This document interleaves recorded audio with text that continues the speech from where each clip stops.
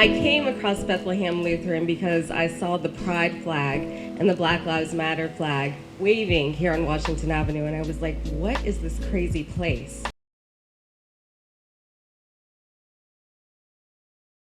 And I talked to my friend Paul, who's sitting right here, my friend Nadina, and I was like, what is this church? And I just kept driving by. I lived literally right over there. And then I drove one Wednesday and I saw a line of people being fed, and I said, what is this crazy church? And my friend Adina volunteered here quite often, and she was put out on Facebook that Bethlehem was looking for some volunteers, and so I came one Wednesday during the pandemic, and I got yelled at promptly for failing to serve the food correctly, but that's okay. And I thought, look at this diverse church, and I learned more about it. I learned that it's one of the first African-American Lutheran churches in the United States. I sat in Black Girl Magic sermons and cried and wept, and it just was magical. And you're right, when the hurricane came, you reached out and I said, yes, I'll be there, and I'll be there with a crew of people, and Brandon and everybody who sat and sweated and fed. It was such a positive thing for this community, and you saw the same people over and over again, and you realize how deeply this community needs Bethlehem Lutheran Church, how transformational this church is to this community. And I feel like, and I know that this housing project that's going on across the street is going to be transformational and critical in this Central City community, because we need housing so very badly. And so I'm glad to help on this journey with you, with the church, with the congregation, and all of the friends of Bethlehem. I promise to continue to be a good partner to the church, and y'all reach out to me for anything you need. Thank you.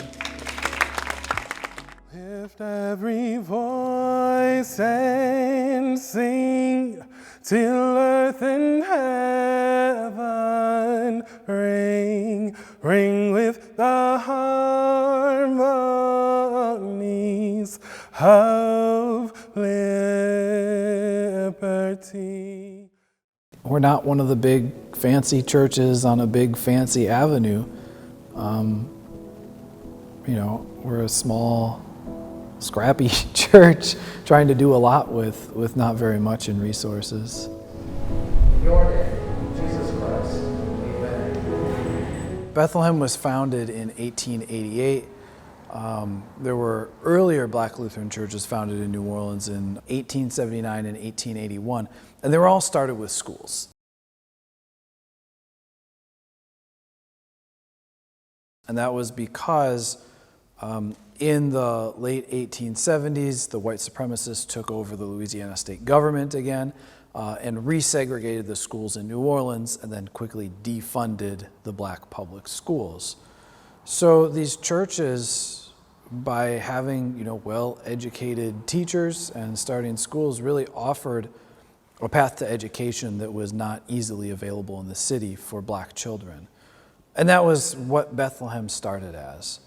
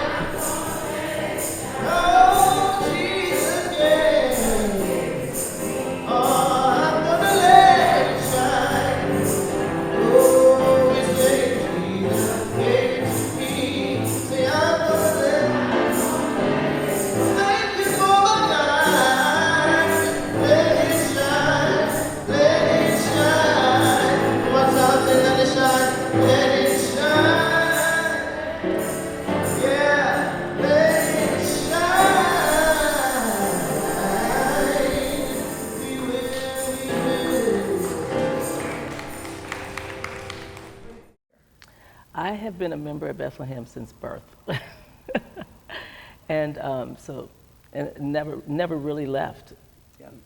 So I've been here for a while.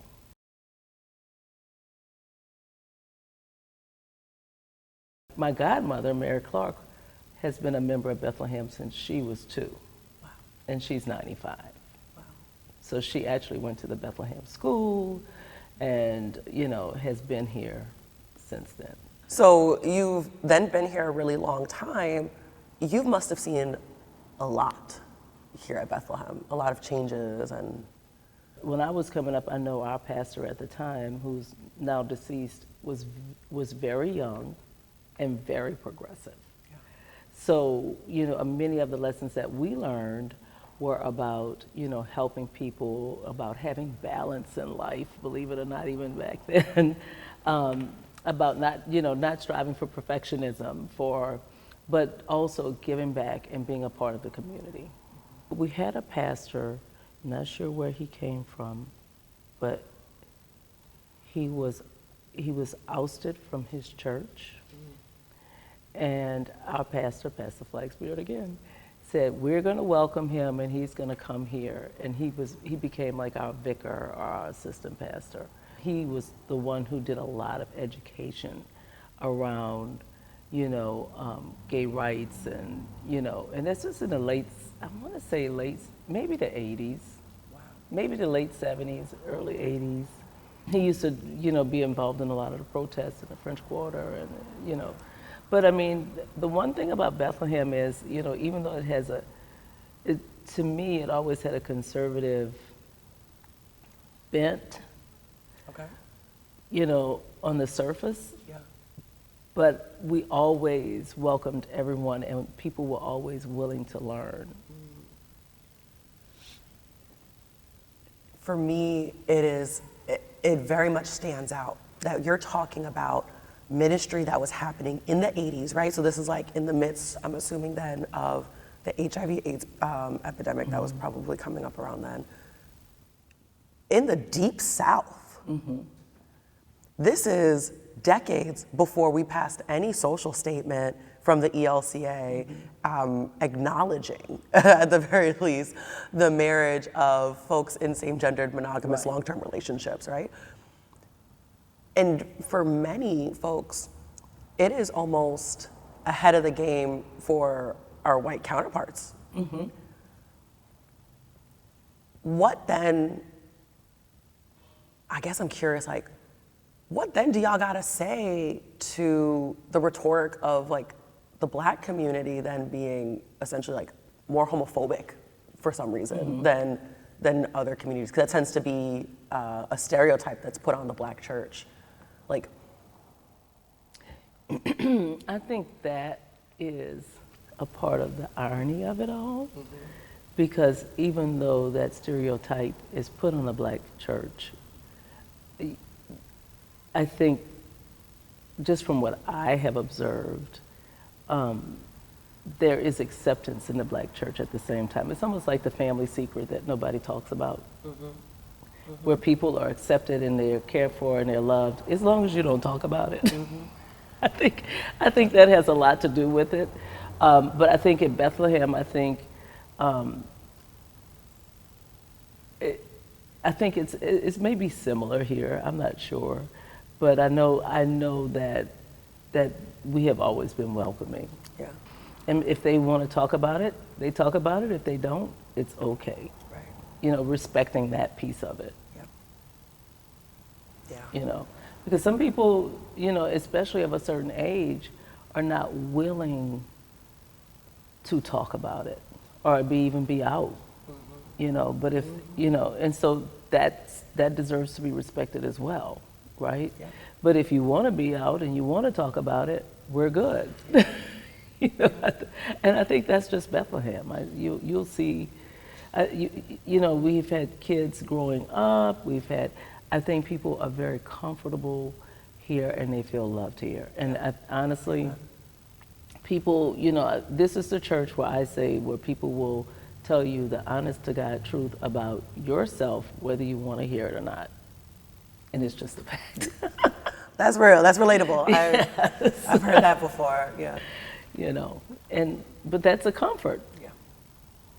we went through a process when we were trying to figure out, because of course we went through a transition post-Katrina, between post-Katrina and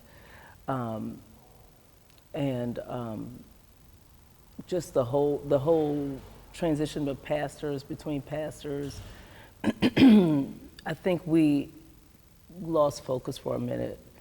The way I usually articulate it is to say that post-Katrina, we spent a time caring for and helping each other heal. And so in that time frame, we lost focus of looking out and did more of looking in and taking care of each other. When Pastor Ben came, we went through a process of saying, okay, well, what did we do well? You know, what was important to us, trying to figure out like where we were gonna land and where we were gonna focus. And we decided that it was a Thanksgiving. We decided to have one meal. And we did this wonderful meal. And then we were going to move towards doing weekly meals, because the Thanksgiving meal was so successful. It was like, oh, this is great. This is what we do anyway, because every Sunday we had meals anyway.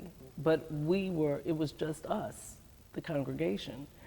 And so we decided to start doing this every Sunday.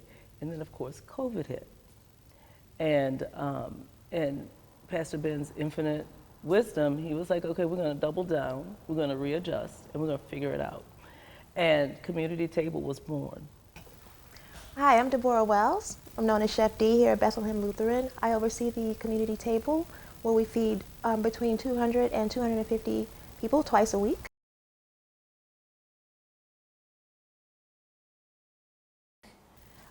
I'm also the culinary instructor for Liberty's Kitchen, where we serve opportunity youth and provide culinary training for them. Awesome. Chef D, thank you so much for joining us today. I have been so inspired by the community table here, and you've been working here for a little bit of time now, right? Yes, I started right at the start of the pandemic. And what got you to here? Tell us that story. Pastor Ben loves to tell this story, but I'll tell it today. One day, I was kind of speaking with a bully on Facebook and explaining the wrongness of her bullying, and someone kept liking my comments. And so I clicked, and it was a Pastor Ben Grow. And so I clicked to see what he does and learned that there was a community table happening right down the street from where I used to live. And so I reached out to him, and I asked him if I could help out. And that's all I wanted to do. I really just wanted a meal, and I was stuck in the house. Yeah. And we got into a few discussions about what I did outside of Community Table. And when he learned that I was a cook at Commander's Palace and also a personal chef, he asked me to come aboard as the chef here. Now, for those of us who don't know, what is Commander's Palace? Commander's Palace is arguably the top restaurant in the South. It's a fine dining establishment. It's been around for over 100 years. So somehow Bethlehem got lucky enough to indirectly poach a chef from one of the best restaurants in the South to work at the community table. Well, when COVID hit, I lost my job, so it wasn't that hard. And then by the time Commanders was able to reopen, I was already heavily involved with this program, and then I had started a new job at Liberty's Kitchen as their culinary instructor. So as we think about all the different things that are happening at Bethlehem, and especially in this community, as you said, you previously lived out here. Mm-hmm. How do you think the relationship this church has had to the community has changed since the community table? I think that Bethlehem is very much attached to this community. Bethlehem is Central City. Everybody knows about the community table. People who move away still drive back to join the community table. I think it's helped the members of this church to be more engaged with the community as well. Some of them grew up in this area, but some of them did not. They just are attending this church, but now they're actually back in the community a couple of times a week. They're getting a chance to see people and speak to them.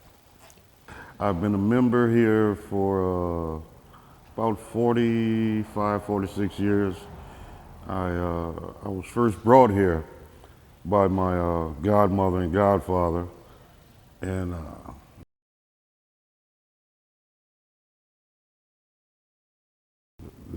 that was a real fun day because the pastor was playing guitar, and I wasn't too familiar with a lot of guitar music, but the first thing it sounded familiar to me. And as he got to the crescendo or whatever, I started singing like a rhinestone cowboy. And as penance, they made me come the rest of my life here. So here I am. You hold many different roles here. Yeah, yes. At one point, I was lay assistant, I'm vice president, I'm handy person. I help with the meals and the maintenance of the building. Whatever they need, I'm here for. You know, this is my home just as much as my mother's house or anything else. This is home. Right after Hurricane Ida, we started doing the meals again, and we didn't have power here. One organization was providing the food. We would dish it up and serve, and we did that for like 18 days, and we had maybe 30 volunteers. Some of them came every day, some came only, when they allowed. But it showed the community coming together. Most of New Orleans was without power for, I want to say, over 2 weeks. And, it was rough. You didn't know, you couldn't, we were driving from here an hour away to Mississippi to get gasoline for the generator. And we were making that run every morning. We were, it was a struggle. And so what was Bethlehem doing during those 2 weeks?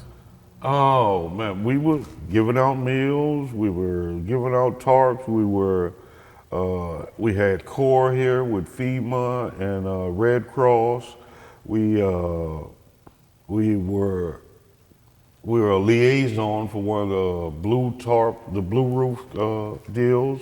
We had, there was tons of things going on, and that kept you busy where you weren't worried about not having electricity as much. But it was a welcome sign when it finally came back on. It was, it was unbelievable. Just to have air conditioning going again, it was mind blowing.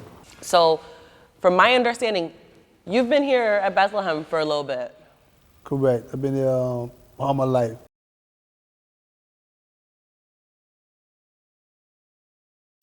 Born and raised in Bethlehem, to my mother, her mother, my grandparents. They all started here back in the 40s, I believe it was.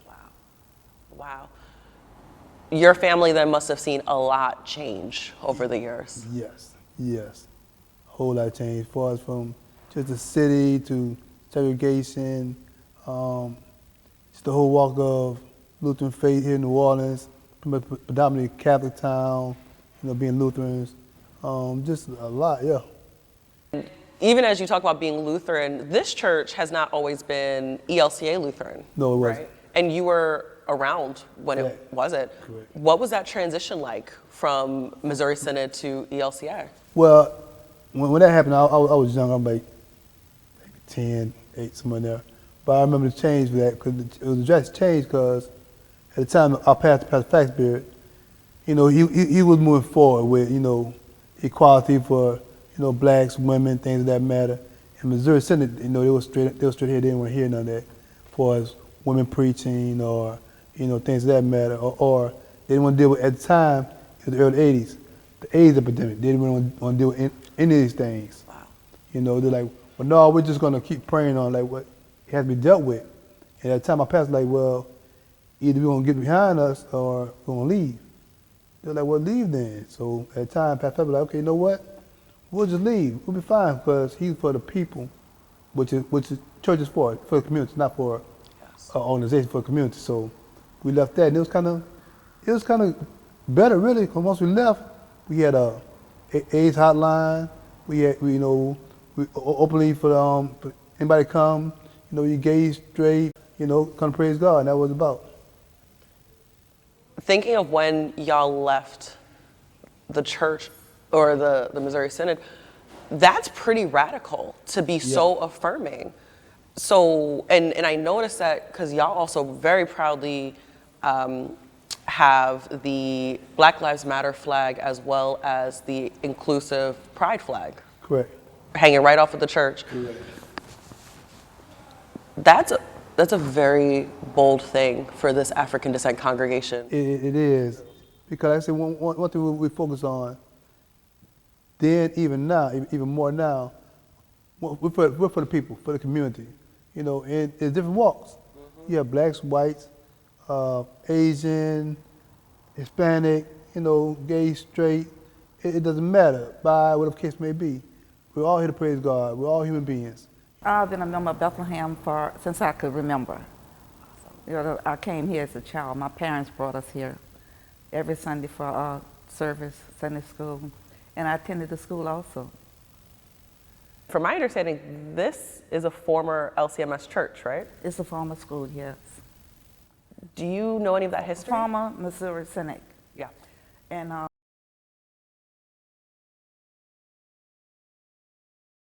that's what we was under for years until, I mean, I was an adult. I must have was around about, it was years. We've been with ELCA.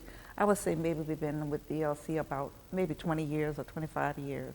Because I remember when we changed over from Missouri Synod to ELCA, and they had a lot of, I guess you would say, different programs, or like, say, for instance, they had the women of ELCA. Yep. Then they had the multicultural of ELCA. I sat on the boards with all of those. And all our meetings really was basically in Texas. So, and to be honest with you, I was like that 6%. Yeah. One black person. Yep. There was never another black person at any of the meetings but myself. Even when I was on the multicultural, there was other races, other cultures. But as far as me, I was the only African American. So that was a learning experience, a really learning experience when the church changed over to ELCA. So now, I mean, y'all are here, been here and all that jazz, and you're also doing some really great stuff here in the community. Could you tell us about the community meal? Okay, well, the community meal, I'm telling you, it's an experience because it's like, they know what time it's going to be here. We have lines of people just waiting to eat. You know, we're just feeding people, and it's a wonderful thing to really to give and share what you can share from your church. And that community meal has done a lot for a lot of people. And so in addition to the community meal going on, y'all also have a very big project that's happening. We have one that's coming up tomorrow. We'll be celebrating the breaking of the grounds of our new community housing that we're going to be doing. And that's exciting. That's a very exciting thing for us to do.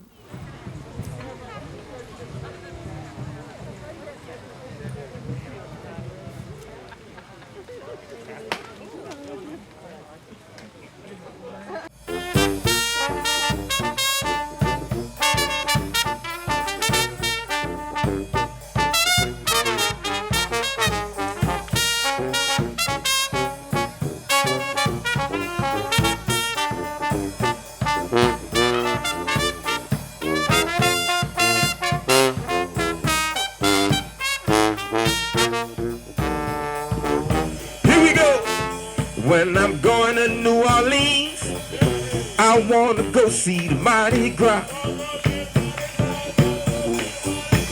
When I go to New Orleans, I want to go see the Mardi Gras.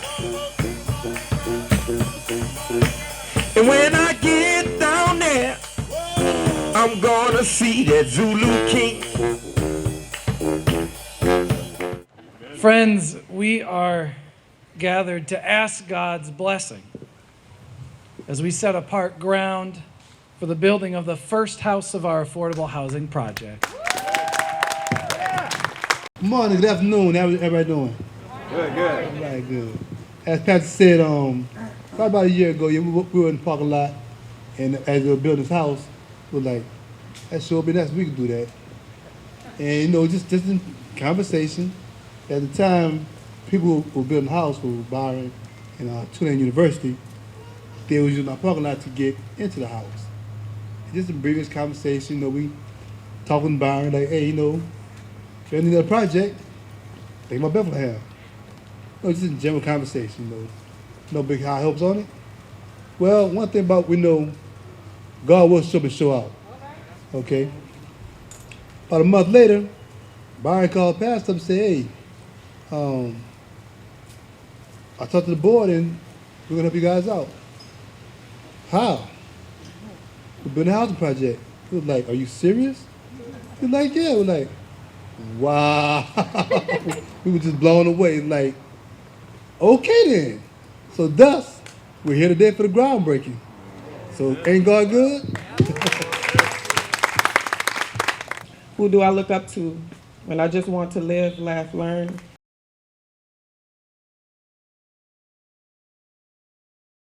Look, see, and have a dream that doesn't vanish because this world is damaged. Who do I look up to?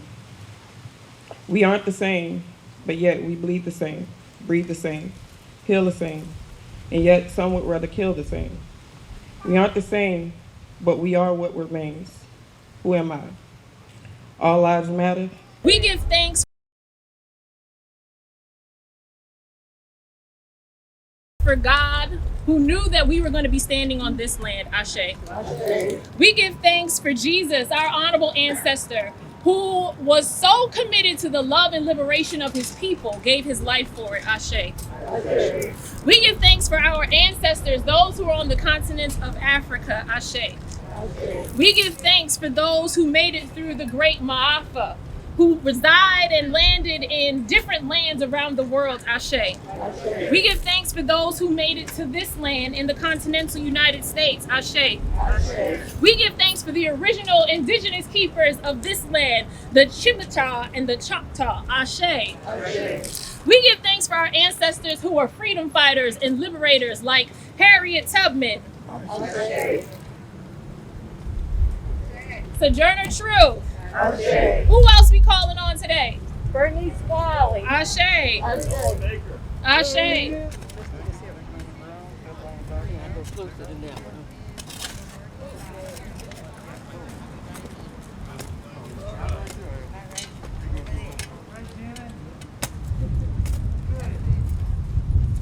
you go. I'm Byron Mouton. I'm an architect.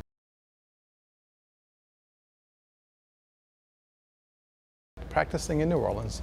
I'm a senior professor of practice at Tulane School of Architecture. I run a program called Urban Build. It was started by a group of colleagues and myself in the aftermath of Hurricane Katrina. I work annually with a group of students, 12 to 14 students. They design the home in the fall term, during the fall term, and then we break ground January of the spring term and we build it in 16 weeks. How do we get involved with Bethlehem? Well, fortunately, we got a site to work on last year next door to the church. So like I mentioned previously, I'm building a house with my students, and I smelled this aroma from across the parking lot, and it was a delicious aroma. And I realized this church was feeding 500 to 600 people a week with volunteers, and I got really interested in that program. I'm like, okay, if there's an organization trying to do that for the community, and we're working in this community trying to help provide for those people, maybe there's a way for us to team up. And so I just started a conversation, and Pastor Ben was interested in what we were doing. We were interested in what Bethlehem was doing, and we became friends. So really, the relationship was simply the result of being neighborly, and then the result of being curious, like, okay, what do you guys do and why? This is what we do and why. And then one day, Pastor Ben mentions that they own this piece of property across the street and they really don't know what to do with it. And I said, well, maybe we can team up in a way. And that's when we started the conversation about developing that plot of land for affordable housing. In an effort to realize a multifamily dwelling, the plan is to build 1 unit per year for 4 years.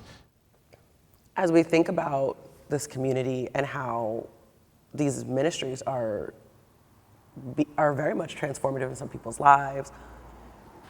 What are your thoughts on this housing project?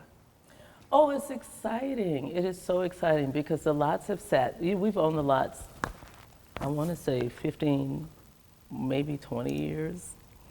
We've owned the lot, and it's used for parking, and usually for Mardi Gras, it's one of our biggest fundraisers for Mardi Gras. We usually park cars, and people know us through that as well because we usually feed people Mardi Gras Day and park cars. And but to say that it's going to be used for more than parking cars, which is really cool, and that it is the partnership with Tulane has been phenomenal.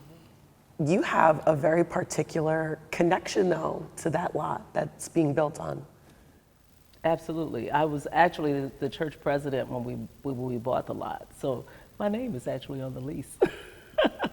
I actually still have the paperwork for it. So yeah, and when we bought it, it was like, what are we buying this for? You know, but we knew it would come, right? So when you make a decision about something, it's what, 15 years, but you know it comes, right?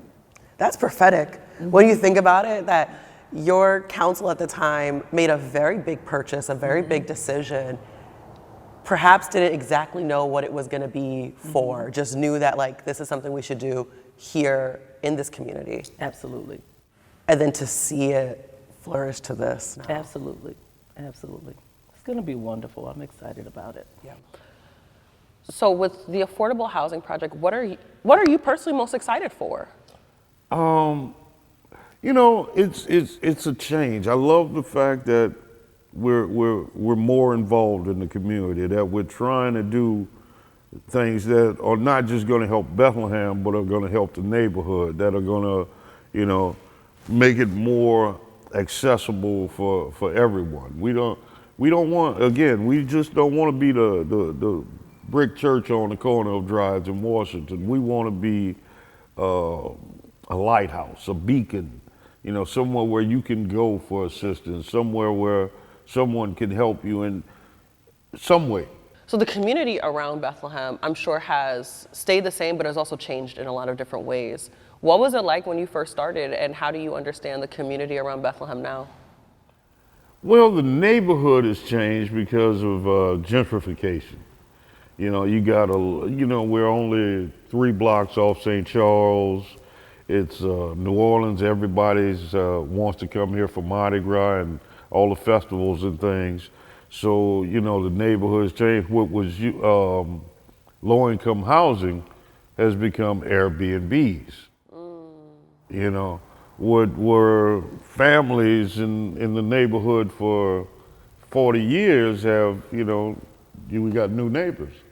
You know, it changes, but one of our pastors said this 30 years ago, you know, that in 20 years it would be a different neighborhood, it would be a different makeup, you know. But I'm glad Bethlehem's still here, and we give out food twice a week. We feed maybe 200 people each day. What is better than to serve others? What shows your true heart more than you being there for someone else, not just yourself, not just, you know, the person next to you or your neighbor, but being there for as many people as you can, and in many ways. You know, it always doesn't translate to giving out meals. It might be giving someone a ride, or just go and drop off a meal to someone, or, you know, just trying to be involved. Because, you know, we're not islands. We're not alone in this life. You know, we may come in and go out by ourselves, but there's a lot of contact and, you know, involvement in the middle. So you got to be open to that. Something that really gets to me when we're giving out the meals and we got a line of 50 people standing out there waiting for food at 11:30, and we don't start giving out till 12. And they're not going anywhere, and the line's just getting longer, and, you know, that shows the need. That shows that we're doing something that's affecting the community. That, you know, we're not just, you know, making noise and not doing anything. I know it's not touching thousands or millions, but out of the people that show up here, I'm sure we make a difference in their lives, and that's what I think it's about. Again, I believe I was put here to serve. My fellow man, my church, my God, and if I can do something for someone else, then I feel by me doing that, I'm serving God. And what better joy is that? The reason I wanted to tell you all, the reason I wanted to say about why I love my church. And a lot of people, because I have been blessed by my church, because through the many faults, many changes, the church still keep you in the same faith as you walk in this church. I just want to say that, and the thing about it is some people pray, and some people's prayers is through singing, through songs, I love that you brought that up because it makes me think of James H. Cone's book, The Cross and the Lynching Tree. And what he does really beautifully in this book is talk about the Negro spirituals that our ancestors curated, right? And those were prayers. And he breaks down what was happening during these times when people were singing. Those songs, that's right. And all of them, like, God's gonna trouble the waters, and so I love that you said that because it's just a good reminder of the prayers that our community has been singing for, hundreds and hundreds of years. Yes, and the thing about it is, most of the songs is old songs. Back in slavery time, and like they say, walking on the waters and all that, and you got to really think about that. And then the thing about it is, then sometimes you have to try to put yourself in that position. What would you have done? And I'm my position, but thank God I wasn't living during those times. Oh my gosh, I wouldn't have made it. I would not. Thank God I wasn't living during that times. I would not have made it. But I pray for the ancestors that did. I think what I'd want, like, the big church to know about Bethlehem goes back to something I said earlier, which is that the absolute necessity of taking risk to follow Jesus.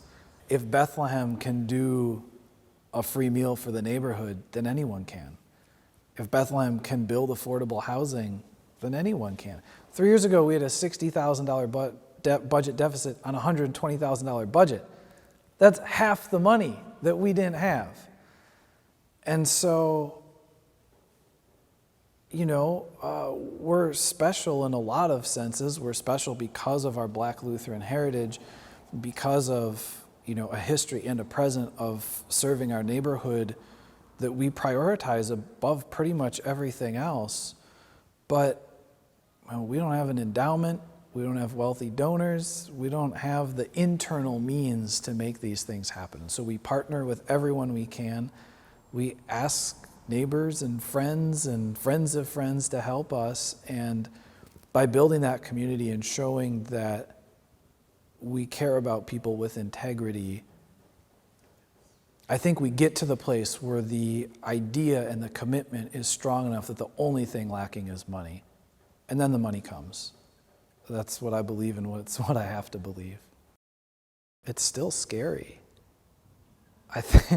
I preached today about this being one of the few churches I know that's willing to take real risks to follow Jesus, and taking real risks means real fear.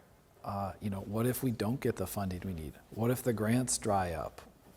What if the volunteers stop coming? We've taken on big commitments, trusting that the means to fulfill those commitments are coming, but we don't have them yet. So it's scary. It's a scary future and an exciting one. And I'm, working out what's going to happen with fear and trembling. I say Bethlehem is walking on faith. Yep. I heard that. Right? I will stress that. It's the strength of our belief that we're walking on faith, that we know that this project, when it's time to have whatever the resources is, we will have those resources. Yes. That's what I'm saying. Yes.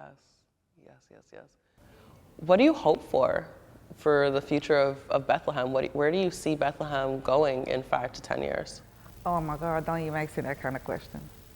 I see our houses across the street. I see a whole new church. How about that? Yeah. I see a church, another church. I see us rebuilding another church from the ground up. I was here when they built this. Wow. I just see our new church. I mean, you know, different lighting. Just people, the singing, the praying, the praising. Just hallelujah. Thank God we made it. I'm telling you. I just see a beautiful new church.